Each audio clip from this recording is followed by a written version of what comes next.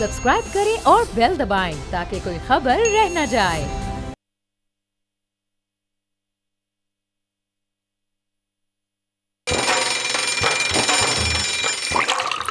आजकल जिंदगी ही सुबह आउट ऑफ कंट्रोल है, दुनिया बोल है, तेरी दुनिया बोल है।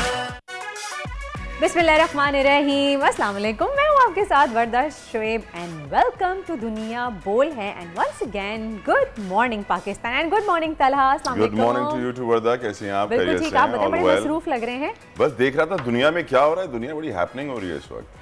हैपनिंग हो रही है या सैडली मैं कहूँगी कि जो कुछ भी हो रहा है इस वक्त फ़िलहाल वो अच्छा नहीं हो रहा, क्योंकि रात को जब हम सोए तब तक तो ऐसी कोई चीज़ सिचुएशन समझ नज़र नहीं आई थी, लेकिन जब सुबह उठ के मैंने न्यूज़ चैनल देखा तलहा तो यकीनन, लेकिन हमें कोशिश करनी चाहिए कि पूरे शो में तो ये सारी बातें होती रहेंगी, लेकिन एक आगाज़ जो है हम लाइटेड नोट पे करें। तो कोई जोक सुना दें आप जब हमें शो शुरुआत में। इस वक्त जोक तो मुझे पता नहीं, हाँ अलबत्ता आपके जहन में कोई जोक आ रहा है तो बिल्कुल आप सुना सकते हैं। एक अंग्रेज पाकिस्तान आया, उसने देखा कि पाकिस्तान में टॉयलेट पेपर है नहीं वॉशरूम में और हर जगह मुस्लिम शावर लगे हैं। बड़ा परेशान हो गया, उसने कहा मैं तो हमेशा से टॉयलेट पेपर यूज़ करता हूँ, यहाँ तो सिर्फ मुस्लिम शावर हैं।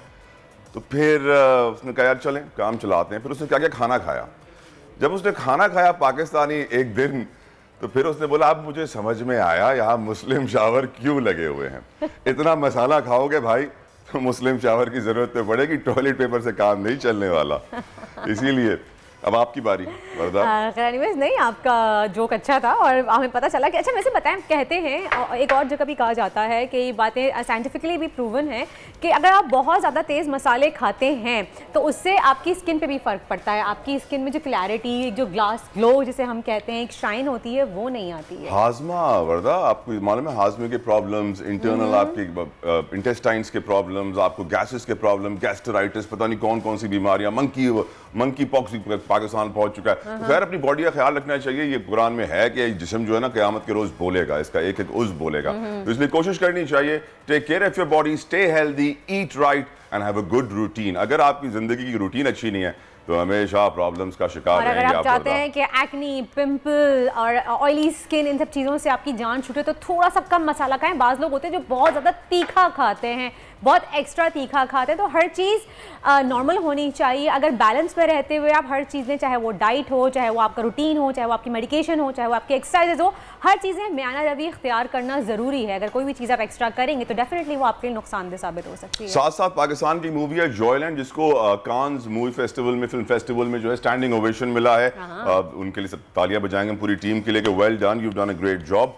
और पाकिस्तानी मूवीज बड़ी अच्छी आ रही है, लेकिन सियासत के मैदान भी कुछ फिल्मी हुए हैं वर्दा इस वक्त। और सियासत के मैदान तो बहुत ज़्यादा फिल्मी हुए हुए हैं, कुछ ज़रूर ज़्यादा ही फिल्में हुए हैं। रात गए क्या हो रहा है क्या नहीं हो रहा है, ये सब चीज़ें आपको बताएंगे, लेकिन पहले नज़र डालते हैं बड़ी खबर पर।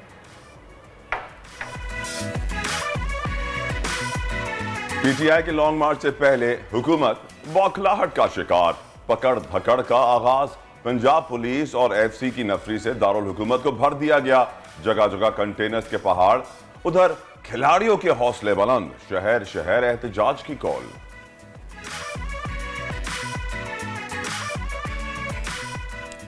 खिलाड़ियों की गिरफ्तारी पर कप्तान का शदीद रद्द अमल। ट्विटर पैगाम में लिखा, पुरअमन एहतजाज तमाम शहरियों का हक है। नून लीग जब भी इक़्तिदार में आती है इसकी ये फाशिस्ट फितरत जाहिर हो जाती है।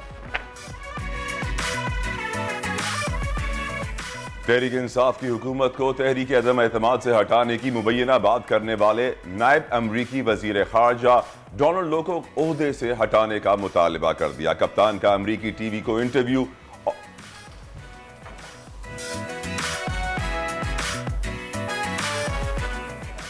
और रंगीला के कहो कि आज भी इंडस्ट्री में बहार। अदाकारों फनकार रंगीला की आज 17वीं बरसी मनाई जा रही है।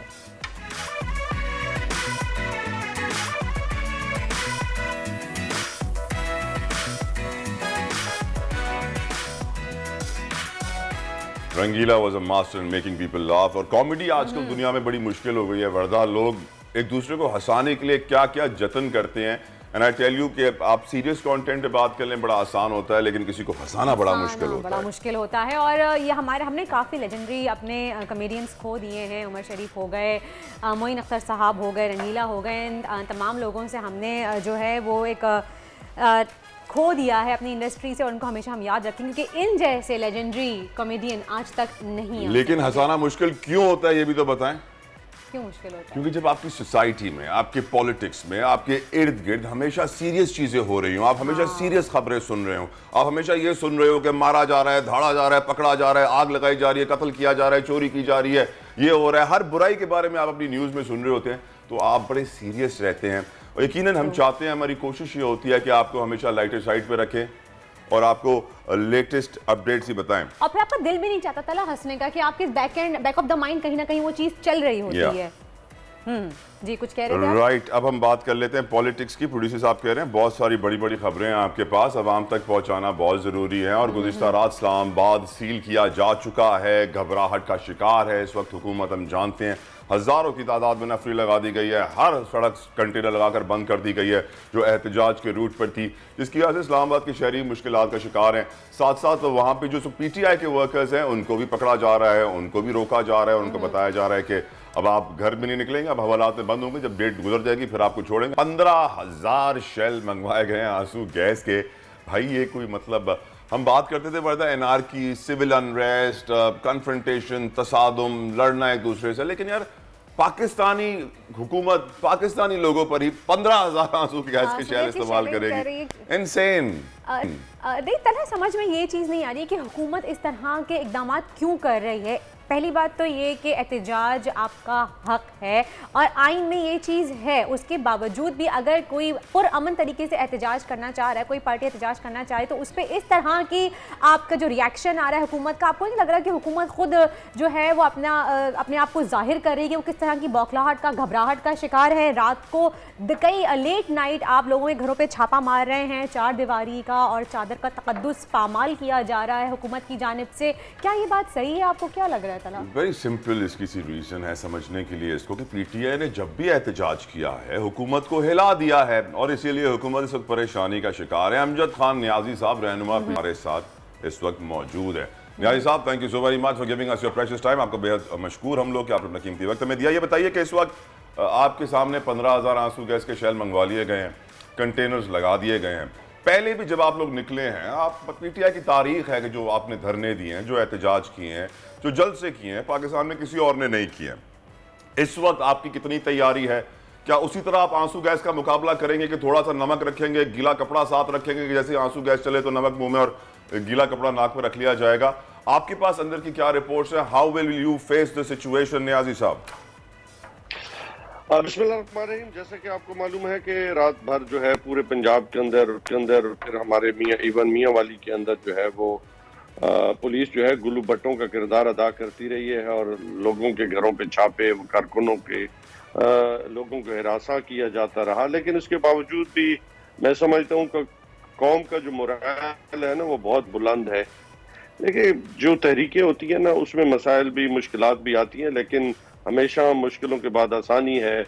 और ये जो छोटी मोटी तकालीफ है, आंसू गैस, ये क्या रोक सकते हैं? जज्बों को कोई नहीं रोक सकता, और जज्बों से अगर कोई रोक सकता होता तो मैं समझता हूँ जब तक आज जब पाकिस्तान बन रहा था तो आपने देखा कि अंग्रेज साम्राज्य ने कितने जुल्म किया, कितने लोग शहीद हुए, और जब पाकिस्तान माइग्रेशन हो रही थी तो कितनी माओं ने, बहनों ने, हमारी बेटियों ने उस वक्त भी अपना जान का नजराना पेश किया। अभी देखें जो पाकिस्तान के दिफा के लिए हमारे 80,000 के करीब लोगों ने जो है वो जान का नजराना पेश किया, लेकिन दिफा पाकिस्तान के लिए खड़े हुए। तो आज तो हम उस हकीकी आज़ादी की तरफ बढ़ रहे हैं। इसमें अगर हमारी, मैं समझता हूँ, मुझ नाचीज की भी अगर जान चली जाए तो कोई मुझे इसका डर भी नहीं, खौफ भी नहीं है, गिरफ्तारी तो कुछ भी नहीं है। और ये डराना धमकाना, ये फासिज्म जो है, ये इनके किसी काम नहीं आएगा, बल्कि मैं समझता हूँ कि लॉन्ग मार्च स्टार्ट होने से पहले कामयाब हो गया है। आप देखें कि इस्लामाबाद आज पूरा सील पड़ा है, आज पूरे पाकिस्तान के अंदर क्रैकडाउन हो रहे हैं, और जो मैसेज जाना था ये इनकी तो कांपे जो है वो टांग गई हैं। और कांपे टांगने से आप न्यारी साहब, कोई प्लान बी है आप लोगों का? क्योंकि जिस तरह से आप लोगों को श्रीनगर हाईवे तक महदूद करने की कोशिश की जा रही है, इस्लामाबाद में दाखिला जो है वो मुश्किल बनाया जा रहा है, कंटेनर्स लगाए जा रहे हैं, तो कोई प्लान बी है आप लोगों का? बिल्कुल, हमारा प्लान ए भी है, बी भी है, सी भी है और डी भी है। आप देखें कि जिस तरह इस्लामाबाद को वो जेल का दर्जा दे दिया, इसी तरह पूरे पाकिस्तान में हर जगह बड़े रोड जो है ये कंटेनरों से बंद कर रहे हैं। तो आप देखें ये खुद इन्होंने मैं समझता हूँ कि हमारी प्लानिंग कामयाब हो गई कि आज पूरा पाकिस्तान ये बंद करने जा रहे हैं खौफ से। और इससे बड़ी हमारी क्या कामयाबी है कि जो काम हमने करना था, रोड ब्लॉक करने थे, ये इन्होंने खुद कर दिए। तो इसका मतलब है हम अपनी प्लानिंग में कामयाब हो गए। और पाकिस्तान के अंदर जो आज भी हम कहते हैं कि इस मुल्क के अंदर इस मईशत का जो हाल हो रहा है, इस पे फैसला साजी नहीं हो रही, और इस वक्त जो अदम इस्तेकाम है उसका वाहिद हाल सिर्फ और सिर्फ साफ और शफाफ इलेक्शन है। अब इसके बगैर कोई चारा नहीं रहा। कितने दिन जो है इस तरीके के साथ माजरत सर, ये बताइए कि 25 तारीख को आपने भी कॉल, आपकी पार्टी ने भी कॉल दी हुई है एहतजाज की, लॉन्ग मार्च की। 25 तारीख को IMF का फैसला भी आना है। Let's say if the IMF's decision is not in the favor of Pakistan, या पाकिस्तान के मफाद में फैसला नहीं आता है, हमें उतने पैसे नहीं मिलते हैं कि हम सर्वाइव कर सकें, तो गवर्नमेंट के पास भी कोई और ऑप्शन बचेगा नहीं सिवाय इलेक्शन अनाउंस करने के। आप क्या कहेंगे इसके ऊपर? बिल्कुल, इस वक्त देखें कि कल स्टेट बैंक ने अपना जो इंटरेस्ट रेट बढ़ाया, उसे बेरोजगारी में जो देखें, ये फार्मूला डेवलप कंट्रीज में तो कामयाब रहता है, लेकिन अंडर डेवलप कंट्रीज में ये कामयाब नहीं है। जो मॉनेटरी पॉलिसीज की इन्होंने जो कल उन्होंने 1.5 माह इसमें इजाफा किया है, आप देखें कि इससे अनएम्प्लॉयमेंट बढ़ेगी, इससे कारोबार में और बारोइंग करनी पड़ेगी, इससे अफराते इन्फ्लेशन रेट और बढ़ेगा। तो इससे आप खुद अंदाजा लगा लें कि IMF को तो वो गवर्नमेंट चाहिए ना जो स्टेबल भी हो, जिसके पास वैलिडेशन भी हो पार्लियामेंट की, जिससे वो मुज़ाकरात लॉन्ग टर्म बेसिस पे कर सके। ये तो इनके पास, इनको सुबह का नहीं पता, शाम का नहीं पता, तो वो किससे, इनसे क्या मुज़ाकरात एग्रीमेंट्स करेंगे? राइट न्याय साहब, ये बताइए इस वक्त इस्लामाबाद में आपके वर्कर्स पकड़े जा रहे हैं, आपको लगता है कि उससे PTI के हौसले पस्त होंगे या मजीद बुलंद होंगे? और आपका रद्द-ए-अमल क्या है? क्या आप लोग की लॉयर्स की टीम जा रही है उनको छुड़वाने के लिए? को आप अदालतों का दरवाजा खटखटा रहे हैं या आपके लिए अदालतें बंद हैं? हमने डे 1 से, चूंकि हमारे प्लान ए में था, और साथ साथ हमने अपने लीगल टीमें जो है वो अनाउंस कर रखी हैं। हर सतह पे हम अपने वर्कर्स को देख रहे हैं। देखिए, गिरफ्तारियां कभी भी हमारे हौसले पस्त नहीं कर सकती। जहां हम अपनी जान की कुर्बानी जान की परवाह नहीं करेंगे, वहां पे गिरफ्तारी हमारा क्या कर सकती है? हम तो खान के लिए और पाकिस्तान के लिए खून का आखिरी कतरा तक बहा देंगे। हम इस अज़म के साथ खड़े हैं और हमें मालूम है कि हकीकी आज़ादी के लिए बड़ी कुर्बानियां देनी पड़ेगी। ये 2-4 दिन की जो जेल है, ये हमें क्या हरा पाएगी?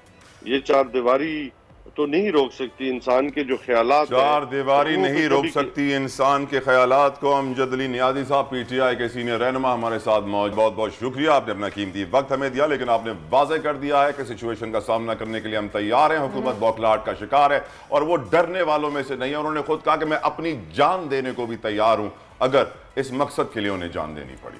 बिल्कुल तलहा, और मुझे उनकी बात से ये चीज़ वाकई फील हो रही है। और सिचुएशन भी इस तरह की बन रही है कि 1947 की जंग थी जहाँ पे सब आज़ादी के लिए लड़ रहे थे, अपनी जान के नजराने पेश कर रहे थे, लेकिन और इस वक्त भी सिचुएशन कुछ इस तरह से बन गई है कि जिस तरह से लोगों का नारा है कि ये आज़ादी के लिए है, ये एक आज़ादी के लिए मार्च निकाल रहे हैं ये लोग। तो जो सिचुएशन जैसा से बन रही है, हुकूमत की पकड़ धकड़, जिस तरह से सिचुएशन सामने आ रही है, लोग अपने गिरफ्तारियाँ दे रहे हैं, सब कुछ हो रहा है और ये लोग जान देने तक को तैयार हैं, तो उसके बाद वो जो सिचुएशन कुछ वैसे ही बनती हुई नजर आ रही जैसे 1947 जंग की आज़ादी थी और एक अब हकीकी आज़ादी की जंग। उस वक्त आप लड़ रहे थे अपने आज़ाद मुल्क के लिए, अब हम लड़ रहे हैं अपने मुल्क में आज़ादी के लिए, क्योंकि यहाँ करप्शन ने और दूसरे माफियाज ने इतना इस मुल्क को मुश्किल में डाल दिया कि उनसे आज़ादी हमें चाहिए। बिल्कुल। लेकिन वर्दा, एक चीज़ आप अपने नोट की है कि जितने भी ये छापे मारे जा रहे हैं, PTI वर्कर्स और लीडरान इनको मिल नहीं रहे हैं। हाँ, ये है, देखिए मिल नहीं रहे हैं, पकड़ नहीं पा रहे हैं। जब आप इस लेवल पे काम कर रहे होते हैं तो आपके भी मुखबर, जिसे हम कहते हैं ना, कि कोने कोने में बैठे हुए होते हैं और आपको पहले ही इतलात मिल जाती हैं, तो डेफिनेटली आप अपनी सेफ साइड जो है वो चूज़ कर लेते हैं, अपना सेफ रास्ता अख्तियार कर लेते हैं। लेकिन तला, यहाँ पे आपने एक बात और नोट की है कि एक तरफ हुकूमत मीडिया कॉन्फ्रेंसेस करके कह रही है कि हमें कोई एतराज़ नहीं है, ये लोग अपनी आज़ादी लॉन्ग मार्च करें, सुकून से करें, पुरअमन एहतजाज करें, हमें कोई एतराज़ नहीं है। लेकिन दूसरी जानिब जिस तरह का रद्द-ए-अमल सामने आ रहा है, ये भी हम सबके सामने है। आखिर होने क्या वाला है, सितारे क्या कहते हैं? लॉन्ग मार्च भी होने वाली है कल से स्टार्ट, IMF का फैसला भी आने वाला है। सितारों के अहवाल के हवाले से हम जानेंगे कि सितारे क्या कहते हैं, किसके सितारे उरूज पर हैं, किसके सितारे जवाल पर हैं, जो हुकूमत की घबराहट है वो क्या रंग लेके आएगी, इस बारे में बात करेंगे। हमारे साथ मौजूद हैं शेख अजीम हनीफ, फेमस एस्ट्रोलॉजिस्ट हैं, उनसे सवाल करते हैं। जी अस्सलाम वालेकुम अजीम साहब। जी वालेकुम सलाम। जी अजीम साहब बताइएगा सिचुएशन सितारों के हवाले से आपको क्या लग रही है? कल लॉन्ग मार्च भी स्टार्ट होने वाली है, IMF का फैसला भी आने वाला है और हुकूमत एक तरफ बिल्कुल सही कह रही है कि जी हम जल्द इंतखाबात की तरफ नहीं जाएंगे, हम अपनी मुद्दत पूरी करेंगे। तो आपको क्या लग रहा है कि क्या होने वाला है? आज जैसे ही मैंने बताया सर, लास्ट भी हमारी यही बात हो रही थी और जैसे ही मई से काम स्टार्ट हुआ है, जैसे ही टॉरस में सन आया है वहां से ही पोजीशन खराब हुई है, प्लैनेटरी कंडीशन बहुत ज्यादा वर्स्ट हो गई है। और उसके बाद आज जेमिनी में एंटर हो गया है परसों से, और यहाँ पे आके फिर पाकिस्तान की जो सियासत है उसमें मजीद हलचल पैदा होगी, मजीद प्रॉब्लम मजीद क्रिटिकल हो जाएगी। और ये नहीं कि सिर्फ हुकूमत के लिए, सब के लिए, पूरे पाकिस्तान के लिए यहाँ पे आके जो है वो मौसमी तब्दीलियां भी आएंगी। और उसमें बहुत ज्यादा के लिए जो क्रिएट हो रही है वो ये हो रही है कि यहाँ पे जो इन्होंने लॉन्ग मार्च का ऐलान किया है, यहाँ पे आके खुदा ना खास्ता बहुत प्रॉब्लम्स क्रिएट होने वाली है गवर्नमेंट के लिए भी, अपोजिशन के लिए भी। सही। तो आपको क्या लगता है कि IMF का फैसला हुकूमत के हक में आ सकता है? क्योंकि अगर IMF का फैसला हुकूमत के हक में आ गया तो फिर तो ये लोग डट जाएंगे कि जी हम जल्द इंतखाबात नहीं करवा रहे। लेकिन अगर IMF का फैसला इनके हक में नहीं आया, फिर इनके पास कोई ऑप्शन नहीं रह जाता इंतखाबात पे जाने के अलावा। अच्छा, मुझे जो इसमें ये लग रहा है कि फाइनेंशियल कंसर्न का जहाँ तक ताल्लुक है, वहाँ पे जो है ना IMF की तरफ से कोई इतना ज्यादा फेवरेबल फैसला नहीं मिलेगा। और मैं अब भी अपने उस बयान पे कायम हूँ कि ये कह रहे हैं कि हम अपनी हुकूमत पूरी करेंगे या अपना टेन्योर पूरा करेंगे। मुझे नहीं लगता, और मुझे यही लग रहा है कि अक्टूबर और नवंबर जो इलेक्शन के साथ महीने हैं। अच्छा, अक्टूबर और नवंबर आपको इलेक्शन के महीने लग रहे हैं? जी। अच्छा, आपको क्या लगता है कि नवाज शरीफ साहब की हुकूमत यानी कि वतन वापसी होगी? क्योंकि वहाँ से बैठ के वो हुकूमत को चला रहे हैं, यहाँ पे उनकी तबीयत इतनी बेहतर तो हो गई है कि वो वहाँ से वीडियो कॉल करके बात कर रहे हैं और यहाँ की हुकूमत को गाइडलाइंस दे रहे हैं शहबाज शरीफ साहब को, और यहाँ की हुकूमत चला रहे हैं पाकिस्तान की। आपको लग रहा है कि वो आ सकते हैं वतन वापस? हाँ जी, मुझे तो ये लग रहा है कि उनका जो उसको देखा वो इसी ये जो जून का महीना आ रहा है, इस जून के मिड तक वो वापस आने के बिल्कुल चांसेस में और वापस आ जाएंगे। चलें जी, थैंक यू सो मच, बहुत बहुत शुक्रिया। जून में लग रहा है आपको कि नवाज शरीफ साहब, लगता है कि उनके प्लेटलेट्स नॉर्मल हो जाएंगे तलहा, इस वजह से शायद वापस आ जाएंगे, और काफ़ी हद तक नॉर्मल हो भी गए हैं जब भी वो वीडियो कॉल के थ्रू अपनी टीम पार्टी को जो है वो गाइडलाइन भी दे रहे हैं कि नहीं आपने ये करना है या क्या नहीं करना है। वर्दा, आपने बड़ी आज अच्छी बात कही अभी इंटरव्यू करने से पहले, सवाल जवाब पूछने से पहले, कि हुकूमत एक तरफ कहती है कि हम कहते हैं कि एहतजाज करने देंगे, पूरी आज़ादी देंगे, और दूसरी तरफ पकड़ धकड़। इससे वाज़े होता है कि कितने डबल स्टैंडर्ड्स हैं हमारे सियासतदानों के, कितने बड़े वो हिपोक्रेट्स हैं, और साथ साथ मुनाफिकत तो कूट कूट के भरी हुई है। एक ब्रेक के बाद मईशत पर बात होगी, इकॉनमी पर बात होगी। देखते रहिए दुनिया बोल।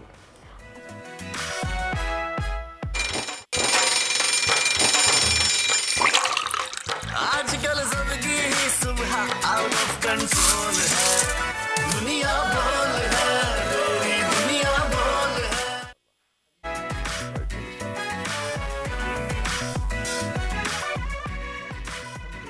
वेलकम बैक टू दुनिया बोल है, और बड़ा स्पेशल सेगमेंट है, बड़ा खास मेहमान है मेरे साथ इस वक्त, बड़े स्पेशल लोग हैं, और हम बात करेंगे पाकिस्तान की इकोनॉमी पे। लोग बड़े परेशान हैं, इंपोर्ट पे बैन लग गया है, dollar continuously on the rise है, इन्फ्लेशन हो रही है, महंगाई हो रही है, पूरी दुनिया में हो रही है, कमोडिटी प्राइसेस ऊपर जा रही है। क्या होने वाला है? IMF के साथ आज डिस्कशंस चल रही हैं, कल तक वहां से भी फैसला आ जाएगा, फिर सियासी मुस्तकबिल भी क्लियर हो जाएगा। जो अनसर्टेनिटी है इस वक्त इकोनॉमिकली पॉलिटिकली दूर हो जाएगी। We are waiting for IMF to give us money. IMF हमें पैसे देगा, हमारे हालात 6 महीनों के लिए सही हो जाएंगे और हम खुश खुश चलेंगे, फिर पैसे खत्म होंगे, फिर IMF के पास जाएंगे, फिर ये रोना धोना होगा। अल्लाह खैर करे। मेरे साथ मौजूद हैं FPCCI के senior vice president, People's Party के सीनियर रहनुमा, साथ साथ former adviser on textile to the prime minister, माहिर मुआशियात भी हैं, मिर्जा इख्तियार बेग साहब। Thank you so very much for giving us your precious time. पहला सवाल जो मैं आपसे पूछना चाहूंगा, वेयर आर वी हेडेड? हम किस राह पे जा रहे हैं? हर पाकिस्तानी परेशान है, क्या होने वाला है? डॉलर कहां रुकेगा, पेट्रोल कहां रुकेगा, महंगाई कहां रुकेगी? आप क्या बताएंगे? देखिए, हम हर बार ये कहते हैं बहुत नाजुक वक्त से गुजर रहे हैं, लेकिन आज जो मैं ये कह रहा हूँ आई मीन इट कि हम बहुत ही नाजुक वक्त से गुजर रहे हैं, क्योंकि मायशत पे इतना दबाव मैंने पहले कभी और ये मैंने पहले कभी आपके मुंह से सुना नहीं है मैं सर। मुस्बत आदमी हूँ, मुस्बत कॉलम लिखता रहता हूँ टीवी आ रहा मैं, क्योंकि नेगेटिविटी फैला के तो मज़ीद हालात ख़राब नहीं कर रहे हैं। लेकिन आज व्यूवर्स की भी कर्ज खार आदमी होता है कि सच बोले, आपकी क्रेडिबिलिटी जो है स्टेक होती है। तो वाकई में हमारे माशी हालात बहुत ख़राब हैं। सबसे बड़ा मसला तो यह है कि हमारे कर्ज़ों की अदायगियाँ इतनी ज़्यादा हैं कि हमारे पास इतने फंड्स नहीं हैं कि हम कर्ज़ों को अदा कर सकें, एक चीज़। दूसरे, हमने इंपोर्ट्स इतनी ज़्यादा बढ़ा ली थी अपनी, 75 अरब सालाना की तरफ हम जा रहे थे, 50 अरब तकरीबन हो चुकी हैं और 45 अरब का तिजारती खसारा है। यानी आपकी एक्सपोर्ट 30 बिलियन है और आपकी 75 अरब की इंपोर्ट है, तो 45 अरब आप जेब से इंपोर्ट को बिल को पे कर रहे हैं। वो आप कितना है आपके पास, ख़त्म हो गया। आपके पास 20 बिलियन थे, आज आपके पास 10 बिलियन रह गए, आधे हो गए। और उसमें भी सॉफ्ट डिपॉजिट हैं सऊदी अरब के, यूएई के, चाइना ने भी 2.4 बिलियन का रोल ओवर का वादा किया, अभी तक किया नहीं है, पैसे ले गए आपने। तो हमारे पास 1 से 1.5 महीने के इंपोर्ट बिल के लिए ताला पैसे बचे हुए हैं सिर्फ। लिहाजा ये ज़रूरी था, मैं हर जगह कहता था खुदा के वास्ते पे इंपोर्ट पे पाबंदी लगाओ, इंपोर्ट पे लग्जरी अशिया को बैन करो, ड्यूटियाँ लगा के उनको कम करो। श्रीलंका की तरफ हम जा रहे हैं, उनके पास भी पेट्रोल मंगाने के लिए डॉलर नहीं बचा था, उनके पास खाने पीने की अशिया, अद्वियात के लिए पेट्रोल, और आज वो बैंकरप्ट हो गया। आप उसी डायरेक्शन पे जा रहे हैं। खुदा के वास्ते पे गाड़ियाँ अब लैंड क्रूज़र जो आके पोर्ट पे उतरती हैं, मेरा सीना जलता है कि आपके पास खाने को नहीं है डॉलर, आप ये चाहे वो आप किसी तरीके से उसकी अदायगियाँ हो रही हों, बायर खुद से इम्पोर्टर खुद से पे कर रहा हो, लेकिन ये बहुत नेगेटिव मैसेज देता है। दूसरी चीज़ें, आपने पेट्रोलियम मसनूआत का 16 बिलियन डॉलर का बिल पहुंच गया है। फर्नेस ऑयल 9,18,000 टन अप्रैल में आए, जो रिकॉर्ड 70 साल में कभी 9,18,000 टन फर्नेस है। और ये वो फर्नेस ऑयल है जो उससे सबसे महंगी बिजली पैदा होती है, 28 रुपये फी यूनिट। ये वो फर्नेस ऑयल है वो उन बिजली घरों में इस्तेमाल कर रहे हैं जो आधी एफिशिएंसी पे चल रहा है, पुराने हैं ख़त्म। ओ भाई, खुदा के वास्ते पे आप मुतबादल एनर्जी को अपने सूरज है आपके पास, आपकी शमसी तवानाई पैदा करें, हाइड्रो पैदा करें, आप विंड पावर पैदा करें, आप कोयले आपके यहाँ है, थर में उससे 3 यूनिट ऑलरेडी चल रहे हैं, उसको बढ़ाएं, न्यूक्लियर बढ़ाएं। लेकिन फर्नेस ऑयल इंपोर्ट करके आप 28 रुपये यूनिट बना के सस्ती बिजली दे सकते हैं। और आखिरी चीज़, इंपोर्ट वो अशिया हो रही हैं जो हम एक्सपोर्ट करते थे। गेहूं इंपोर्ट हो रहा है, शक्कर इंपोर्ट हो रही है, फर्टिलाइज़र खाद इंपोर्ट हो रही है, दालें इंपोर्ट हो रही है, मसाला जात इंपोर्ट हो रहा है। भाई खुदा के वास्ते पे, ये तो हम एक्सपोर्ट करते थे। पाकिस्तान की जो ताकत है वो ज़राई सनती पाकिस्तान, बिल्कुल आपने उसको खो के इसको ट्रेडिंग स्टेट बना दिया। इंपोर्ट करते हैं, सप्लाई कर देते हैं। बेग साहब, यही मेरा अगला सवाल है। आपने प्रॉब्लम्स ही बता दी, अब वे आउट क्या है, सोल्यूशन क्या है? Agriculture is one of the way out. मेरे एक दोस्त हैं खावर शेख साहब, वो कहते हैं कि जब भी हम सोल्यूशन दे रहे थे, कहते हैं कि जाएंगे तो साथ में वोट के साथ एक चेक भी देंगे, 100 रुपए का हो, 1000 का हो, 10,000 का हो, हर कोई अपनी इस्तात के तहत एक चेक भी दे दे ताकि मुल्क के कर्जे उतर जाएं। वे आउट क्या है? एग्रीकल्चर को हम जानते हैं सर कितनी मुश्किलात से 2-4 कर दिया, पानी हो, बीज हो, कटाई हो, टेक्नोलॉजी हो, इनपुट्स हो, पेस्टिसाइड, हर्बिसाइड, फर्टिलाइजर, सब शॉर्ट, सबके रेट्स हाई।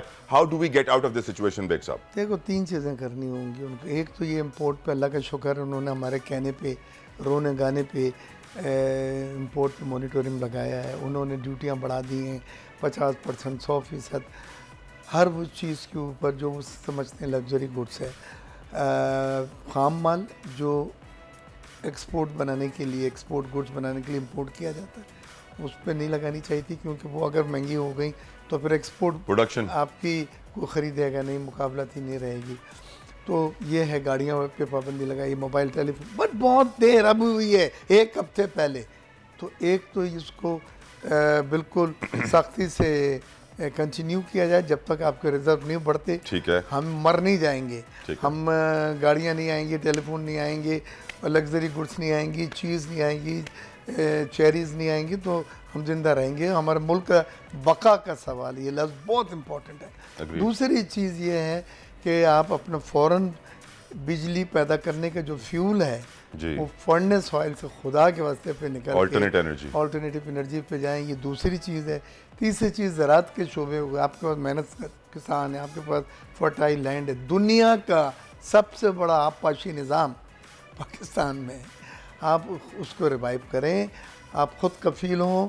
मैं जब डेलीगेशन लेके गया था यूएई की, शेख अब्दुल्ला बिन खालिद अल कासमी जो मिनिस्टर फॉर फॉरेन ट्रेड थी, वो कहती हैं बेग साहब हमें आप फूड सिक्योरिटी दे दें गल्फ़ कंट्री को, नॉट यूएई को, पूरे गल्फ़ को।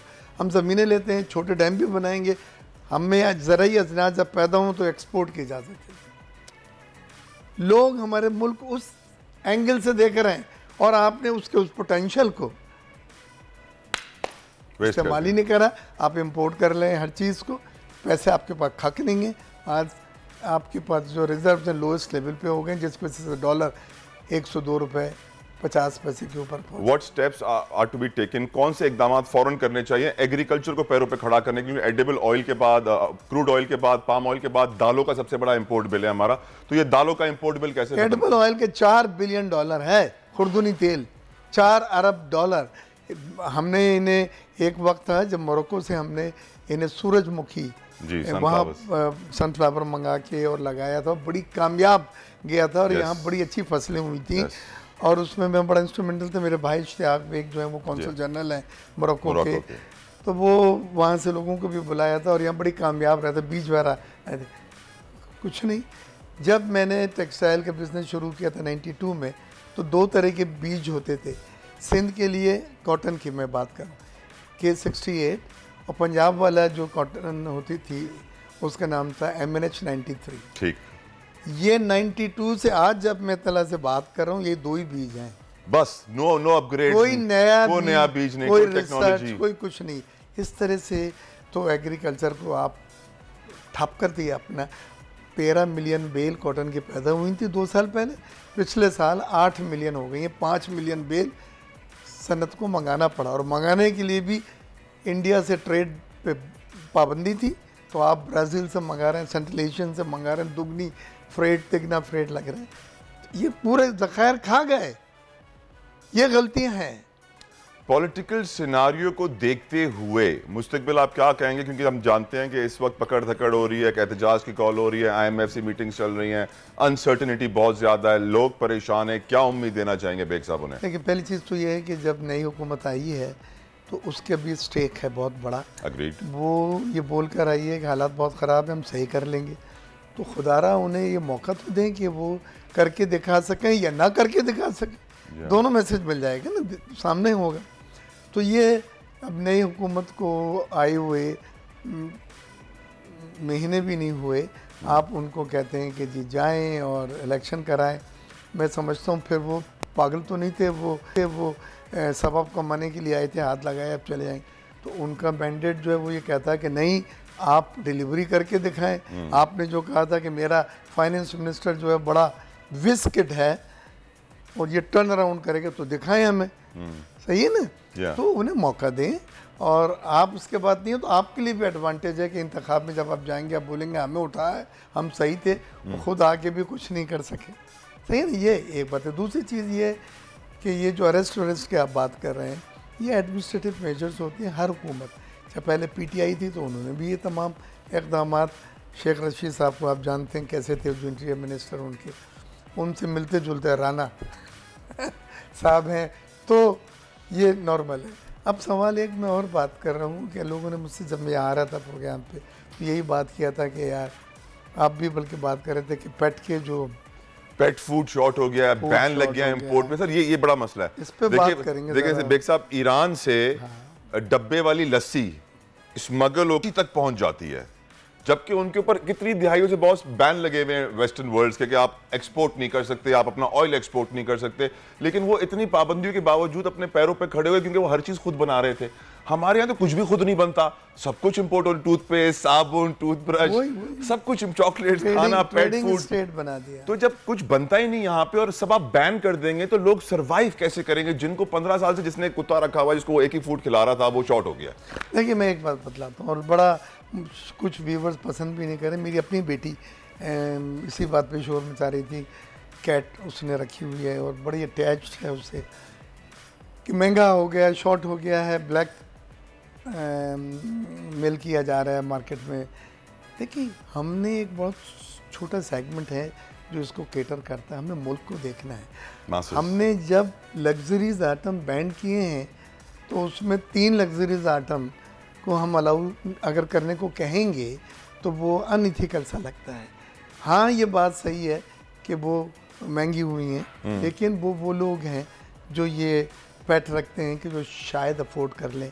मैंने तो बेटी से कहा अपने पॉकेट मनी से डालो, सही है ना, बट मुल्क का मफाद लार्जर होता है। ठीक, तो मैं समझता हूँ उसमें मेरा मौक़िफ़ in the larger interest we have to थोड़े दिन के बाद बर्दाश्त करें। मिर्जा साहब वक्त की कमी है, आखिरी सवाल आपसे पूछना चाहूंगा। आपने मुलाकात करवाई थी बिजनेस कम्युनिटी के बिलावल भुट्टो जरदारी से जब वो जा रहे थे न्यूयॉर्क जाने से पहले, उसमें आपने क्या डिमांड्स रखी थी, क्या मुतालबात थे, और पूरा ट्रिप, उनकी प्रेजेंटेशन, उनकी स्पीच आपको कैसी लगी? देखिए एक्सीलेंट स्पीच, मैं समझता हूँ इतनी स्टेटमेंट उनकी शिप जो है मैंने नहीं देखी है। उन्होंने इमरान खान की विजिट को डिफेंड किया, उसने कहा वो सही कहते, अमेजिंग स्टेप, इनोसेंट कहते हैं, it was an innocent mistake, but हमारा ये नहीं था, हम एग्रेसर को सपोर्ट नहीं करते, हम पीस के ख्वाह हैं, हमारी ये कुर्बानी है। Beautiful state, I loved it. जहाँ तक मीटिंग का था, मैं क्योंकि पीपल्स बिजनेस फोरम का प्रेसिडेंट हूँ, तो उन्होंने जो टॉप के बिजनेसमैन हैं, गुलाम अहमद कराम, मोहम्मद अली टब्बा साहब जी, जितने बड़े बड़े ग्रुप, उनके साथ हमारे साथ मीटिंग की थी और हमने उनसे कहा कि देखें इकनॉमिक की बातें हम आपसे नहीं करेंगे, वो तो कॉमर्स मिनिस्टर हैं नवीद कमर, कुछ चीज़ें बड़ी थी, गैस की शॉर्टेज उनसे बात कर ली थी, लेकिन हमने उनसे ये कहा कि आप अमेरिका जा रहे हैं, चीन जा रहे हैं और उसके बाद यूएई जा रहे हैं और सऊदीया जा रहे हैं, आप FATF की तलवार लटक रही है। 27 में से 26 हम कर चुके हैं, उनकी डिमांड्स वो ग्रे लिस्ट से नहीं निकाल रहे। GSP प्लस नेक्स्ट ईयर दिसंबर में रिन्यूअल है, सुनने में आ रहा है कि वो उसका रिवाइज क्राइटेरिया बना रहे हैं जिसमें हम आउट हो जाएंगे। 10% की ड्यूटी लग गई तो हमारी एक्सपोर्ट्स यूरोपियन यूनियन को बुरी तरह हिट करेंगे। फिर मैंने ये कहा कि IMF का बात कर आए, क्योंकि रिमोट IMF का अंकल सैम के पास है। अंकल सैम से आप उनसे कहें कि जी जो भी था, अब हम नई टीम आई है, साथ लेके चलना चाहते हैं, उनको कोई तासुर ना दें कि हम कोई नया ब्लॉक या कोई something against them we are working out in support of China और वट एवर। हम ये नहीं, हम तो बिल्कुल न्यूट्रल बन के चलना चाहिए। तो वो, और आखिरी चीज़ मैंने उनसे कही कि CPEC को देखें, इस पे इंटरेस्ट चाइना का कम होता जा रहा है क्योंकि पाकिस्तान का इंटरेस्ट कम होता जा रहा है। PTI की हुकूमत में उनके तमाम प्रोजेक्ट डिले हुए हैं, वो प्रायोरिटीज़ नहीं मिली। फिर कुछ सिली स्टेटमेंट मिनिस्टर्स के आए थे कि जी should be hold on, should to be reviewed, उससे उन्होंने बड़ा फील किया क्योंकि मैं डिप्लोमेट से उठता बैठता हूँ, बिल्कुल, लिहाजा।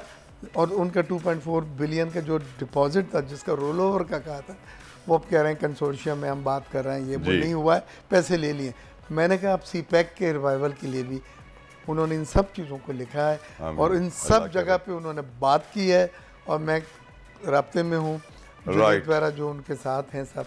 तो मुझे उम्मीद है, मैं देख रहा हूँ सुरंग के दूसरी तरफ जो रोशनी है, इंशाल्लाह बेहतरी आएगी। बहुत बहुत शुक्रिया FPCCI के senior vice president, People's Party के सीनियर रहनुमा, साथ साथ senior economist, former adviser on textile Mirza Ikhtiar Baig साहब हमारे साथ मौजूद थे और 3 स्टेप्स उन्होंने बताए हैं। बैन करें इंपोर्ट पे, पावर अल्टरनेट एनर्जी से बनाएं, हम कब तक फर्नेस ऑयल की महंगी बिजली बनाते रहेंगे, और साथ साथ एग्रीकल्चर को सपोर्ट करें, मुल्क के हालात बेहतर हो जाएंगे। एक ब्रेक के बाद बात होगी मंकी पॉक्स की। डॉक्टर सईद हमें ज्वाइन करेंगे। आप कहीं में जाएगा, देखते रहिए दुनिया बोल है।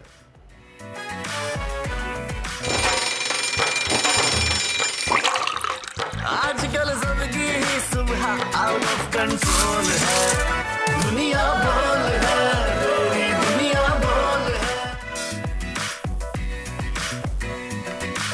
Welcome back after the break. आप देख रहे हैं दुनिया बोल है और अब बात कर लेते हैं कुछ सेहत के हवाले से। काफ़ी सारी चीज़ें डिस्कस हो गई हैं, लेकिन अभी हाल ही में हमने कोविड से अल्लाह अल्लाह करके थोड़ा सा एक सुकून का सांस लिया था तलहा, लेकिन अब अचानक से मंकी पॉक्स एक वायरस जो दोबारा सर उठा रहा है और यूरोप में ये बहुत ज़्यादा इसके केसेस आ चुके हैं आए, लेकिन उसके बाद सिंध में भी इस पे हाई अलर्ट जारी कर दिया गया। चिकन पॉक्स तो सुना था वर्दे, मंकी पॉक्स पहली बार सुन रहे हैं। ये मंकी पॉक्स पहले भी आ चुका है, लेकिन ये भी अनफॉर्चुनेटली यही कहेंगे हम, जैसे कोविड था, हमने सुना था कि कोविड भी बैट से यानी कि चमगादड़ों से ट्रांसफ़र हुआ था इंसानों में। इस तरह से मंकी पॉक्स भी जो वायरस है ये बंदरों से ट्रांसफ़र हो रहा है, उनके छूने से लग रहा है, उनके साथ रहने से लग रहा है। हकीकत तो ये HIV भी बंदरों से ट्रांसफ़र हुआ था। बिल्कुल यही है। तो इस बारे में मजीद बात करें कि मुझे भी इतनी डिटेल्स नहीं पता, मैं चाहूँगी कि मैं जानूँ, अपने व्यूअर्स को भी दूँ। तो इसी बारे में हमारे साथ बात करने के लिए मौजूद हैं हेल्थ एक्सपर्ट, हमारे साथ हैं डॉक्टर सईद खान, उनसे बात करते हैं। जी अस्सलाम वालेकुम डॉक्टर साहब। वालेकुम सलाम। जी डॉक्टर साहब बताइएगा कि ये मंकी वायरस जो मंकी पॉक्स वायरस आया है ये कितना खतरनाक है और इससे कैसे बचा जा सकता है? जी बहुत बहुत शुक्रिया इस अहम मौजू पे मदऊ करने का। मंकी पॉक्स फैमिली का एक वायरस है। जिस तरह चेचक एक बीमारी हुआ करती थी, वो भी इस फैमिली का वायरस था। अभी रिसेंटली आपने काउ पॉक्स या लंपी स्किन डिजीज़ वाला जो वायरस था वो इसी फैमिली का मिलता जुलता वायरस है। इस तरह मंकी पॉक्स या बंदरों में जो पॉक्स वायरसेस है ये काफ़ी पुराना वायरस है। ये 20वीं सदी के मिड में शुरू हुआ था और 1970 में पहला केस इंसानों में पाया गया अफ्रीकन कंट्रीज़ में। लेकिन अभी रिसेंट जो एपिसोड हो रही है, अमेरिकन जो एरिया है वहाँ पे कुछ केसेस नमूदार हुए और यूरोप में अभी काफ़ी सारे केसेस नमूदार हुए। तो ये यूजुअली बंदरों में पाया जाता है, लेकिन उसके अलावा बाकी 2-3 जानवर है, जिस तरह ख़ास किस्म की गुलहरियाँ हैं और कुछ चूहे हैं, उसमें ये पाया जाता है। लेकिन ये इंसानों में भी मुंतकिल हो सकता है और फिर इंसान से इंसान में मुंतकिल हो सकता है डायरेक्ट कॉन्टैक्ट से। कंटेजियस बीमारी है ये भी कोविड की तरह। ये कंटेजियस बीमारी है, ये वायरस है। 2 तरह की बीमारी, तो बैक्टीरिया और ये वायरस से पैदा होने वाली बीमारी है। और ये पहले चेचक के जो वैक्सीन यूज़ होता था उसके बाद ये काफ़ी कम हो गया था, क्योंकि उसकी जो चेचक या पॉक्स स्मॉल पॉक्स के जो वैक्सीन है ये इस पर कारामद थी और ये काफ़ी हद तक 1970 के बाद, क्योंकि ये वैक्सीन लगाना बंद हो गया था, तो उसके बाद ये दोबारा कई जगहों पे नमूदार होता रहता है। लेकिन क्योंकि अभी के बाद मीडिया काफ़ी स्ट्रॉन्ग हो गया है, अवेयरनेस बहुत ज़्यादा हो गई है, तो काफ़ी लोग इसके बारे में अलर्ट है। डॉक्टर साहब ये बताइएगा क्योंकि 2 केसेस पाकिस्तान में आ चुके हैं इस वक्त मंकी पॉक्स के, इसीलिए सब परेशान है। ये फैलती कैसे है? जिस तरह कोरोना था कि हवा में भी वो फैल रहे होते थे, उसके जरासीम और सर्टेन डिस्टेंस तक कैरी होते थे, मंकी पॉक्स फिजिकल कॉन्टैक्ट पे ही लगता है या फिर हवा से भी वो ट्रांसफर हो सकता है? ये 2 केसेस जो आप बता रहे हैं अभी कंफर्म होना बाकी है, क्योंकि काफ़ी मिलती जुलती बीमारियाँ इस तरह होती है, स्किन की डिजीज़, तो उसका लेबॉर्ट्री टेस्ट होना बाकी है।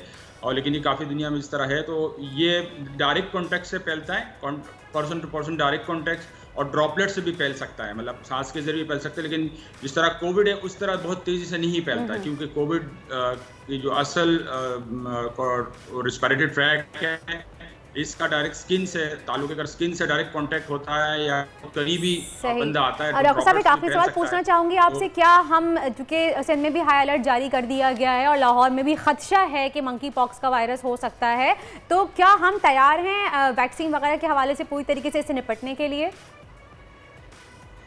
बिल्कुल, ये हम इसको प्रिवेंट कर सकते हैं। ये बहुत ज़्यादा जानलेवा बीमारी नहीं है, बाकी बीमारियों के बनिस्बत ये खुद बहुत सही हो जाती है 2 से 3 हफ्ते में। लेकिन फिर भी बहुत जिनके इम्यून सिस्टम वीक है उनके लिए जानलेवा साबित हो सकती है। तो हमें एहतियात करनी चाहिए कि अगर खुदा खासा ऐसा कोई मरीज़ सामने आता है तो उसको आइसोलेट किया जाए, उससे डायरेक्ट कॉन्टैक्ट को अवॉइड किया जाए, उससे खाने पीने की चीज़ें और तौलिया वगैरह उसके इस्तेमाल से गुरेज किया जाए। तो फिजिकल कॉन्टैक्ट को हमें ख्याल रखना चाहिए और सफाई खास ख्याल रखना चाहिए। सही, बहुत बहुत शुक्रिया डॉक्टर साहब आपका, thank you so much. Hygiene का वैसे भी हमेशा बताते हैं कि हमें हाइजीन का ख्याल रखना चाहिए और ख़ास तौर पे अपने टॉवल्स, अपने टिश्यूज़ और इस तरह से आप बिन में फेंकें, ऐसे ही फ्लोर पे ना फेंक दें। वैसे भी हम सिखाते हैं तला कि हमें अपनी हाइजीन का पर्सनली बहुत ज़्यादा ख्याल रखना चाहिए। अगर इम्यून सिस्टम आपका वीक है तो कोविड में हमें बहुत ज़्यादा आइडिया हो गया है किस तरह से अपना इम्यून हमें बूस्ट करना है। और हमारा दीन भी हमें सफाई का दर्ज देता है कि सफाई निस्फ ईमान है, तो सफाई का बहुत ख्याल रखिए, इट्स वेरी इंपॉर्टेंट। और बच्चों को बचपन से सिखाई, क्योंकि स्कूल में बीमारियाँ बहुत फैलती हैं, हम जानते हैं जुएँ भी स्कूल से चलती हैं, कभी खत्म नहीं होती हैं बच्चों में।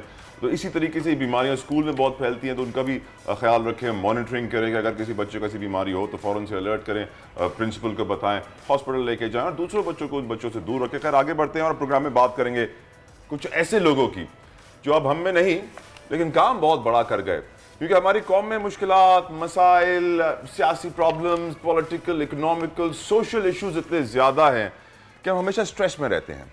ऐसे में पाकिस्तान के कुछ फनकार ऐसे हैं जो हमेशा से कौम को स्ट्रेस से निकालते हैं। पाकिस्तानी फिल्म इंडस्ट्री का एक बहुत बड़ा नाम रंगीला, जो कि कॉमेडी की दुनिया इस नाम के बिना अधूरी है। आज रंगीला की बरसी मनाई जा रही है। रंगीला 68 साल की उम्र में 2005 में लाहौर में इंतकाल कर गए थे।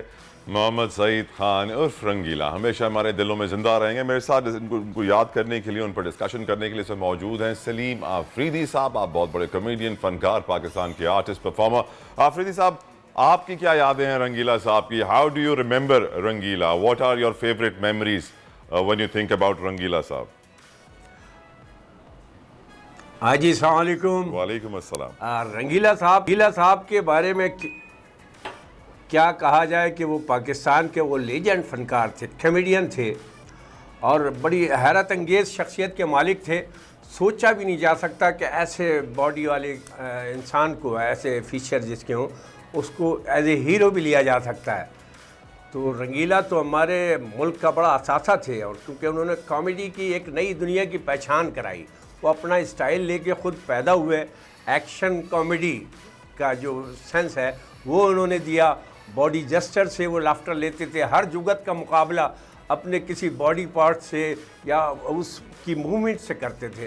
तो सदारती तमगा भी उन्हें मिला और इसके अलावा बेशुमार एजाज़ात के मुस्तहिक थे, क्योंकि ये रंगीला सिर्फ एक्टर ही नहीं थे, कॉमेडियन ही नहीं थे, हीरो थे, डायरेक्टर थे, राइटर थे, सिंगर थे। और मैं तो एज ए सिंगर उनका बड़ा फ़ैन हूँ कि वो जो गाने, उनके हर गाना तकरीबन हिट हुआ है। बताए दुनिया वाले कैसी तेरी बस्ती है, कहीं गम और कहीं खुशी और कहीं पे फाका मस्ती है। इस तरह के बेशुमार जो गीत थे वो उन्होंने गाए। तेरा किसी पे आए दिल, तेरा भी कोई, यानी रंगीला एक कॉमेडी की एक पहचान। ऊपर से जब फिल्मों में उनकी ट्रेजेडी या संजीदा डायलॉग्स होते थे वो भी बड़े मकबूल होते थे, वो गाने बड़े मकबूल होते थे और बड़ा काम था रंगीला के अंदर। और इतने क्रिएटिव थे कि जितने उन्होंने एज ए प्रोड्यूसर और डायरेक्टर तजर्बे किए, मेरे ख्याल है किसी डायरेक्टर ने ही नहीं किए। उन्होंने इंसान और गधा एक फ़िल्म बनाई और जनाब औरत राज एक नया तजर्बा था। फिर एक और तजर्बा जो बज़ाहिर फ्लॉप गया, कुबड़ा आशिक एक ऐसी फिल्म थी जो किस जी तो वो, लेकिन वो तजर्बा फ्लॉप गया, लेकिन उन्होंने हिम्मत नहीं हारी। और मुझे ये ऑनर भी हासिल है कि मैंने जहाँ बेशुमार बड़े आर्टिस्टों के साथ काम किया, रंगीला साहब के साथ भी एक दो थिएटर प्ले किए, क्योंकि अपनी फ़नी ज़िंदगी के आखिरी सालों में वो थिएटर पे अपने आप को कैश कराते थे। लाहौर में भी थिएटर किए, कराची में मैंने उनके साथ ड्रामा किया। तो रंगीला एक बहुत बड़ी शख्सियत थे, एज ए सिंगर भी, as a producer, as a director, और बड़ी हैरत अंगेज़ वाकई शख्सियत के मालिक थे। मैं अजूबा कहता हूँ उनको, क्योंकि और पाकिस्तान के मेरे ख्याल से बड़े सग़ीर के वो वाहिद एक्टर हैं जिनके नाम से फिल्में बनी। रंगीला और मुनव्वर ज़रीफ, दो रंगीले जासूस। तो इस तरह का, यानी फ़िल्मों में आपका नाम से टाइटल हो फिल्म का, ये एक बहुत बड़ी बात है। तो रंगीला की हमें कदर भी करनी चाहिए। और एज ए कॉमेडियन मैं ये समझता हूँ कि वो फनकार होता है जिसके फॉलोअर्स हों। तो रंगीला को बेशुमार लोगों ने फॉलो किया और अदर रंगीला एक बड़ी मिसाल है उसकी। अल्लाह ताला उनके दर्जात बुलंद फरमाए, उनकी मग़फ़िरत फरमाए। मैं आखिरी में एक सवाल आफरीदी साहब आपसे पूछना चाहूँगा। आजकल के इस मुश्किल दौर में जहाँ टेंशन इतनी है, स्ट्रेस इतनी है, लोग परेशान, महंगाई, बेरोज़गारी, ये वो बहुत कुछ सियासी मसाइल, लोगों को हंसाना कितना मुश्किल हो गया सलीम भाई, ये तो बताएं। सच्ची बात है, वाकई बड़ा मुश्किल है। और जिस तरह के मसाइल, और मैं आपको बताऊं, बड़ा मैं ये जब कोरोना आया तो उससे पहले एक यूट्यूब के लिए, सोशल मीडिया के लिए मैं एक बहुत बड़ा शो स्टार्ट कर रहा था, लेकिन वो सिर्फ कोरोना के और उस मसाइल जो इब्तिदा में लॉकडाउन, और तो मैं लिख ही नहीं सका कॉमेडी, जो मेरे लिए बहुत आसान है लिखना, क्योंकि हर कॉमेडियन अपना लिखा हुआ ख़ुद करता है। तो इस दौर में हंसाना वाकई बड़ा मुश्किल है, और जिस किस्म के हालात हैं उसमें से मिज़ाह कशीद करना एक बहुत मुश्किल काम है। और मैं समझता हूँ ये भी जहाद है, जो कॉमेडियन कर रहे हैं, जो क्रिएशन कर रहे हैं, ये एक बहुत मुश्किल काम बन गया है हकीकत में। और मैं ये समझता हूँ थिएटर आर्टिस्टों को ख़ास तौर पर हुकूमत को सहूलत देनी चाहिए, क्योंकि जो फ्रस्ट्रेशन है, लोगों में मायूसी पाई जाती है, उसके हवाले से उम्मीद की किरण वाहिद कॉमेडियन नज़र आता है तो उस तरह की फैसिलिटीज़ हो कॉमेडियन को, तो यहाँ थिएटर प्ले कर सके ताकि सस्ता प्ले हो। बड़ा महंगा हो गया है मिज़ा भी और हंसना भी और थिएटर भी, तो वाकई बड़ी मुश्किल बात है। लेकिन अल्लाह का करम यह है कि इस किस्म के हालात में भी अभी मैंने थिएटर प्ले किया, उसमें बड़ा क्रिएशन किया। मैं करंट हालात पे बात कर रहा होता हूँ, तो एज ए कॉमेडियन करंट मौज़ूआत को डिस्कस करना एक बड़ा रिस्की पहलू भी होता है, लेकिन कोशिश करता हूँ और इसमें से मिज़ाह कशीद कर सकूँ और अल्लाह के करम से कामयाब भी हूँ। सलीम भाई जाते जाते थोड़ा सा हंसा के जाइए, हम ऐसे आपको नहीं जाने देंगे। क्या हो रिया है ये, क्या हो रिया है, और क्या हो रिया है ये, क्या क्या हो रिया है। आजकल जो भी कुछ हो वो कम हो रिया है। केबल और मोबाइल की वजह से सब कुछ उल्टा हो रिया है। सास बहू से पिट रही है, ससुर खुश हो रिया है।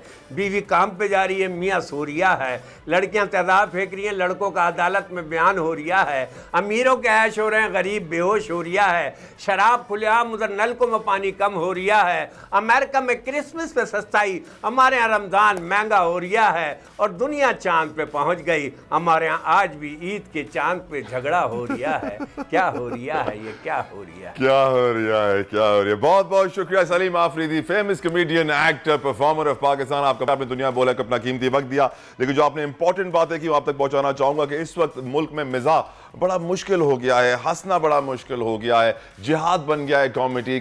और कॉमेडी जिस दौर में मुश्किल हो रही है, हमें याद रखना चाहिए रंगीला को। रंगीला एक बहुत बड़े पाकिस्तान के न सिर्फ comedian, singer, director, writer, talented Pakistan के स्टार थे। आज उनकी बरसी है। मैं चाहूंगा जो लोग देख रहे हो 3 दफा कुल वल्लाहु अहद और 1 दफा अल्हम्दुलिल्लाह पढ़ के उनकी तरफ भेजें, उनकी मगफिरत के लिए दुआ करें, क्योंकि यकीनन ये पाकिस्तान के वो स्टार्स थे और आफरीदी साहब जैसे वो स्टार्स हैं जो पाकिस्तान में मिजाज को जिंदा रखे हुए हैं। और इनको जितना हम सपोर्ट करें कम है, क्योंकि इस वक्त हमें ह्यूमर की ज़रूरत है। इस वक्त हमें कोई ऐसा बंदा चाहिए जो हमें हंसाए, क्योंकि खबरों में हमेशा पकड़ धकड़, सियासत, महंगाई, बेरोजगारी, ये मसला वो मसला, तो बहुत ज़रूरी है कि हम अपने अवाम को लाइटर साइड पर लेकर चलें। वर्दा हमारे साथ मौजूद हैं। वर्दा, आपने सुना हंसाना बहुत मुश्किल है और ये एक जिहाद सा बन गया हमारे मुल्क में। आपसे भी गुजारिश है, हंसते रहा करें और हंसाते रहा करें। बिल्कुल तलहा। और देखिए जाते जाते भी सलीम साहब हमें हंसा के चले गए और उन्हें छोटा सा ही कुछ अल्फाज कहे, और लेकिन उसमें भी हमें हंसी आ गई आखिर में।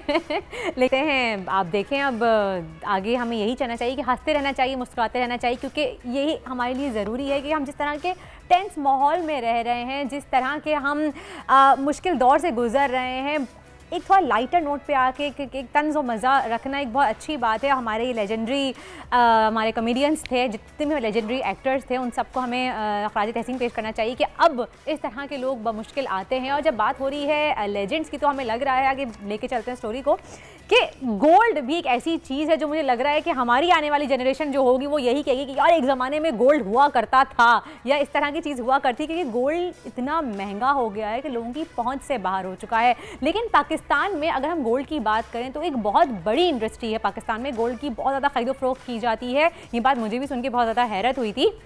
लेकिन कहा जाता है कि ये इंडस्ट्री गोल्ड की जो है ये अभी भी FBR में रजिस्टर्ड नहीं है, यानी कि टैक्स के हवाले से अगर बात की जाए तो ये लिस्टेड नहीं है। कितनी कंपनीज़, यानी जितने भी गोल्ड ज्वेलर्स हैं वो FBR में लिस्टेड नहीं है, जिसकी वजह से इनका जो रेवेन्यू है, जितना ज़्यादा रेवेन्यू का वो टारगेट हिट करते हैं वो पता ही चलता और कौमी ख़जाने में जमा भी नहीं होता है। इसी पर बात करने के लिए हमारे साथ मौजूद हैं गोल्ड इंडस्ट्री से ज़करिया ग्रुप ऑफ कंपनी के चेयरमैन शाहिद ज़करिया साहब। अस्सलाम वालेकुम।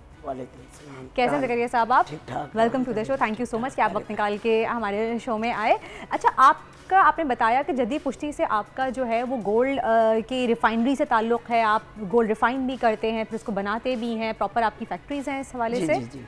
मुल्तान में ना एक हमने एक फैक्ट्री बनाई हुई है, उससे जो है ना हम माइनिंगों से इधर उधर से हम मिट्टी परचेज़ करते हैं, उनको फिर रिफाइन करते हैं, मुख्तलिफ मेटल उसके अंदर से निकालते हैं, गोल्ड भी निकालते हैं, चांदी जिसको बोलते हैं वो भी निकालते हैं, फिर उसके बाद जो ना कॉपर भी निकालते हैं, फिर रोडियम जो कीमती धाते हैं वो हम निकालते हैं। यानी कि प्रॉपर स्क्रैच से आप काम करते हो। 30 साल से ज़ायद आप इस फील्ड में मौजूद हैं। हमारे बुजुर्ग भी यही काम करते थे। तो क्या वजह है कि अभी तक ये FBR में रजिस्टर्ड नहीं है गोल्ड की इंडस्ट्री? हाँ जी, असल में बात ये है, हमारा एक तो है ना सिस्टम, ये जो सात वाला मुल्क है ना इंडिया, तो उन्होंने भी 2020 से 2021 21 तक जो ना उन्होंने रजिस्टर कर लिया अपना गोल्ड। अच्छा, हमारे मुल्क के अंदर ये गोल्ड को हम रजिस्टर करने की तरफ ही नहीं आ रहे हैं। क्यों, वजह क्या है?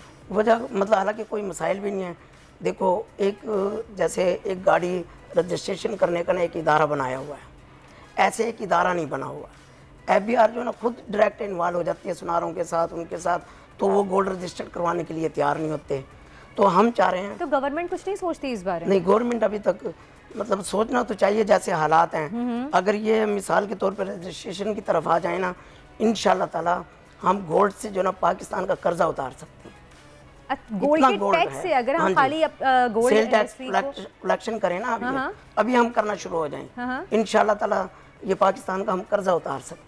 अच्छा, इतना गोल्ड है हमारे। और अच्छा, बीच में तो काफ़ी ज़्यादा टैक्स कलेक्शन पे काफ़ी ज़्यादा जोर दिया गया था, पकड़ धकड़ हो रही थी, इतना ज़्यादा स्ट्रिक्टनेस हो रही थी, तो उस वक्त भी गवर्नमेंट की तरफ से जो है वो गोल्ड इंडस्ट्री पे बिल्कुल ध्यान नहीं दिया, क्योंकि गोल्ड इंडस्ट्री काफ़ी सारे लोगों का कहना है, जो ज्वेलर्स हैं उनका कहना है कि कुछ लोग तो रिश्वत लेके मान जाते हैं, और अगर वो नहीं दें तो उनको फिर हरेस भी किया जाता है और उनको डराया धमकाया जाता है, जिसकी वजह से वो अपने आप को रजिस्टर्ड नहीं करते FBR से। ऐसे असल में मसला ये है, जितने भी इदारे होते हैं, जैसे कोई भी बैंक है, कोई भी एक कंपनी को हायर कर लेता है, उस कंपनी के थ्रू वो सारे काम करवाता है। FBR ने अभी कोई ऐसा इदारा अपने साथ नहीं जोड़ा है जो सारे गोल्ड को रजिस्टर करे। अच्छा, हमें पता है बैकअप पे कितना गोल्ड पड़ा है। अब जो लोग गोल्ड के अंदर रजिस्टर्ड है ना, वो पता कैसे रजिस्टर्ड हैं? FBR में जाते हैं, डिक्लेयर कर देते हैं जी हमारे पास 100 तोले सोना है। अच्छा, उसका ना उसका इनकम टैक्स जमा करवाते हैं, ना उसका सेल टैक्स जमा करवाते हैं। भाई, तुम जो 100 तोले से बिजनेस कर रहे हो वो कहाँ जा रहा है बिजनेस? उसके लिए वो उसके ऊपर मेहनत नहीं कर रहे होते। तो हम चाह रहे हैं कि भी ये जो FBR, ये इदारे मिलकर इंशाल्लाह ताला हमारे साथ बैठ के एक पॉलिसी बनाएं, उस पॉलिसी के तहत जो ना हम गोल्ड को रजिस्टर कर सकते हैं। सही। और इससे कितना फायदा हो सकता है कि आप कह रहे हैं कि पाकिस्तान का कर्जा उतर सकता है, एक बहुत बड़ी बात है, जिसके ऊपर सारी ये इश्यूज क्रिएट हो रहे हैं, गवर्नमेंट में और अपोजिशन में झगड़े हो रहे हैं। तो अगर सिर्फ आप गोल्ड इंडस्ट्री को रजिस्टर कर दें तो कितना बड़ा मसला हल हो सकता है। ज़करिया साहब, ये बताइएगा कि जैसे हम कहते हैं गोल्ड की कीमतें आसमान से बातें कर रही हैं, जिस तरह से तेज़ी से चढ़ रहा है, तो क्या आज भी गोल्ड की खरीदो फरोख्त इतनी ज़्यादा है? क्योंकि पहले तो एक ज़माना था जिस वक्त हम 30-30 तोले 32 तोला गोल्ड शादियों में लड़कियों को जहेज में दिया जाता था या फिर बरी को दिया जाता था, तो आज भी क्या गोल्ड उस तरह से खरीदा जाता है? गोल्ड बल्कि जो है उससे ज्यादा सेल हो रहा है, उससे ज्यादा सेल हो रहा है इतनी महंगाई के बावजूद। हाँ जी, क्योंकि यहाँ पर जो है ना जी, ये जब महंगा होता है ना, गोल्ड की कैपेसिटी बढ़ना शुरू हो जाती है, मतलब खरीद की, तो किस वजह से कि लोग जो है ना वो स्टॉक करने लग जाते हैं कि भी जैसे हालात हैं मुल्कों के, क्योंकि पूरी दुनिया में एक जो है ना सिस्टम शुरू हो रहा है कि हर मुल्क जो है ना गोल्ड के ऊपर लेन देन शुरू करने वाला है। अच्छा। हमारा जो मुल्क है ना इस सिलसिले में आगे आ ही नहीं रहा है। हम चाहते हैं कि इसको भी आगे आना चाहिए। जैसे पहले ज़माने में सोने की अशरफियाँ चलती थी, तो क्या अब आप कह रहे हैं वही दौर वापस आने वाला है? नहीं, ये तो आने वाला है, जाहिर बात है।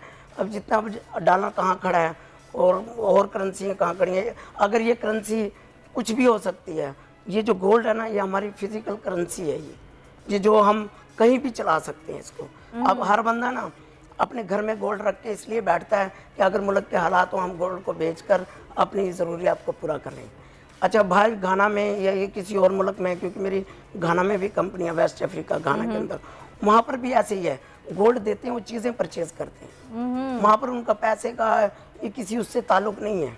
अगर उनकी करेंसी यहाँ पर लेकर आएंगे नहीं चलेगी उनकी करेंसी, लेकिन गोल्ड से आप ट्रेडिंग कर सकते हैं। हाँ जी जी, तो बहुत आपने एक नई एक अच्छी बात बताई है हमें कि जिनके घरों में गोल्ड इस वक्त है वो गोल्ड बेचें ना और उसको संभाल के रखें। बहुत बहुत शुक्रिया ज़करिया साहब, थैंक यू सो मच कि आपने हमें बताया और ये बहुत अच्छी इन्फॉर्मेशन आपने दी कि अगर गोल्ड इंडस्ट्री को हम टैक्स में रजिस्टर कर दें, नेट टैक्स में रजिस्टर्ड कर दें और उनको लिस्टेड कर दें तो कितनी आसानी हो सकती है हमारे मुल्क के लिए, हम अपना कर्जा उतार सकते हैं। लेकिन हमारी गवर्नमेंट को इस पर ज़रूर सोचना चाहिए। खैर, thank you so much one second Zakaria साहब। इसी के साथ ही एक ब्रेक का वक्त हो गया, कहीं जाइएगा नहीं, देखते रहिए दुनिया बोल है।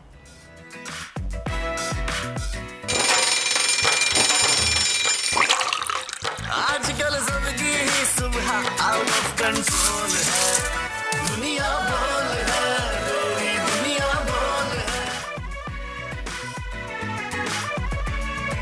वेलकम बैक टू दुनिया बोल है और अब बात होगी म्यूजिक की, कुछ आर्टिस्टों की। और पहले तो बात कर लेते हैं अबरारुल हक की। अबरारुल हक साहब ने एक ट्वीट किया और इल्जाम लगाया कि मेरा गाना चोरी कर लिया है और अब मैं केस करूंगा, सू करूंगा, एक्शन करूंगा।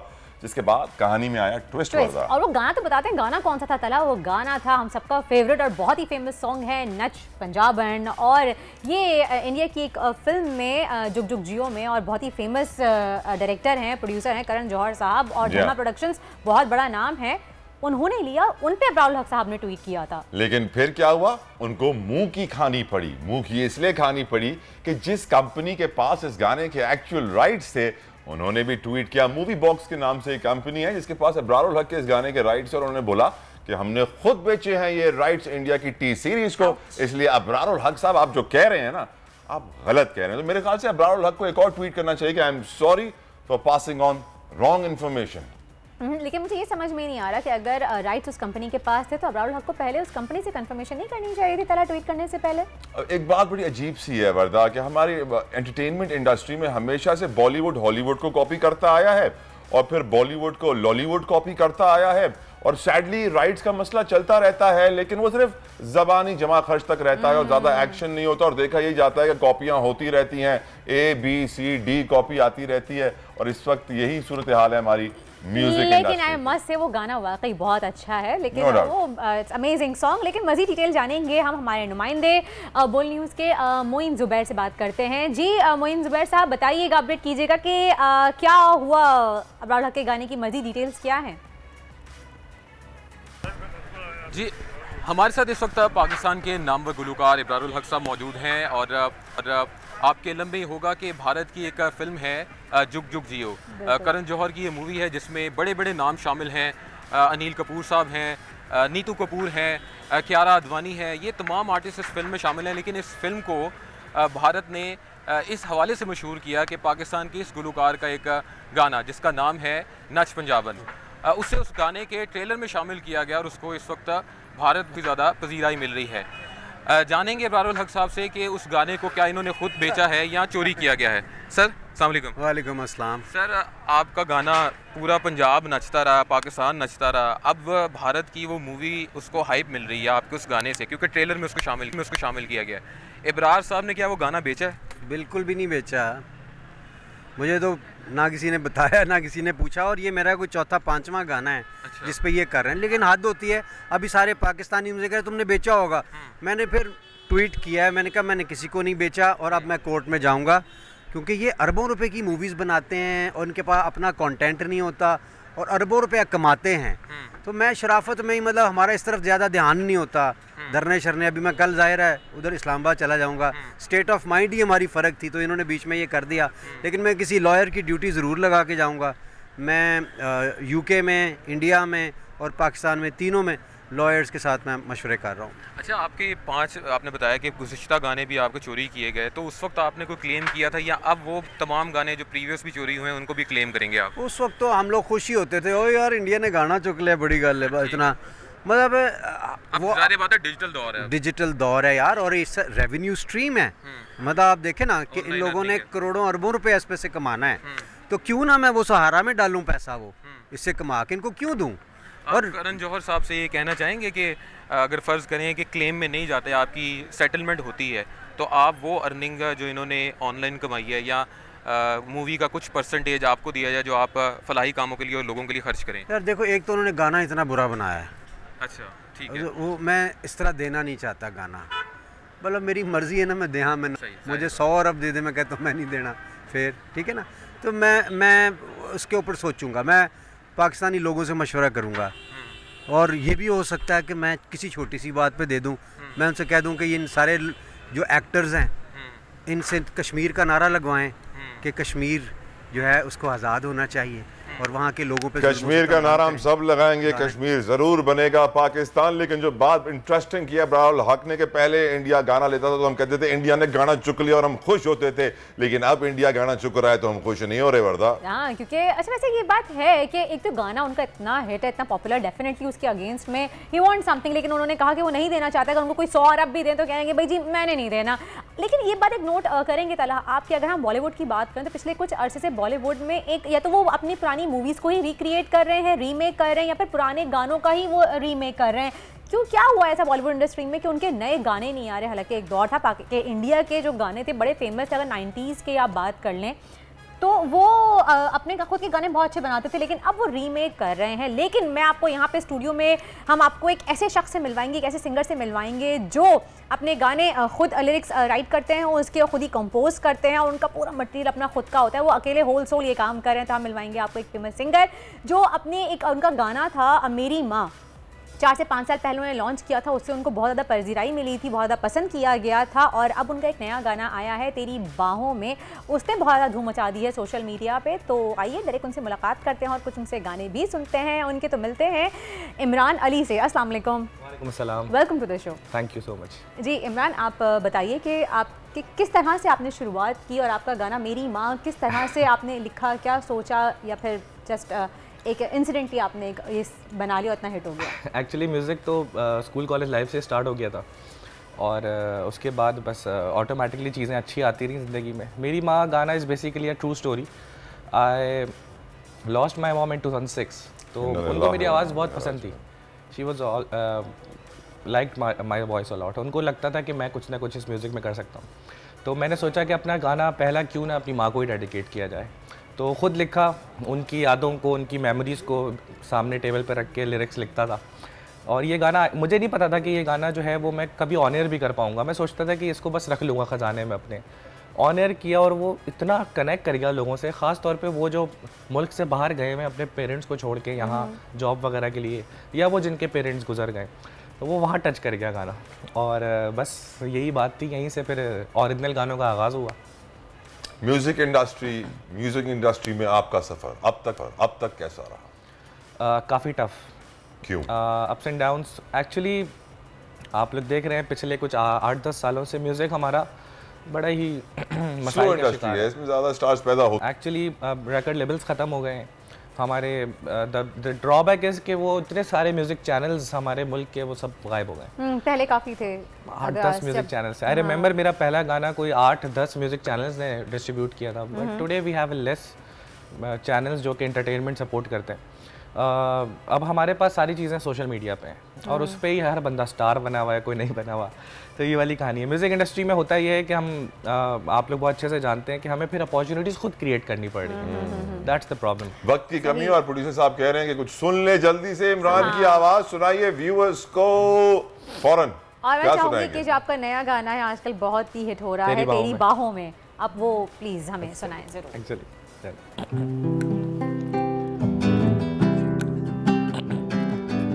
देना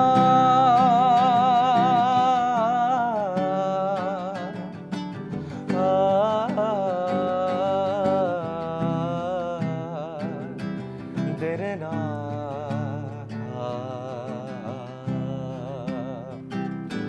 तेरी बाहों में मैंने जिंदगी मांग ली, तेरी बाहों में आके हर खुशी मांग ली। कभी मुझसे मेरी जान न होना जुदा, बिन तेरे मेरी सांसें थम जाएंगी।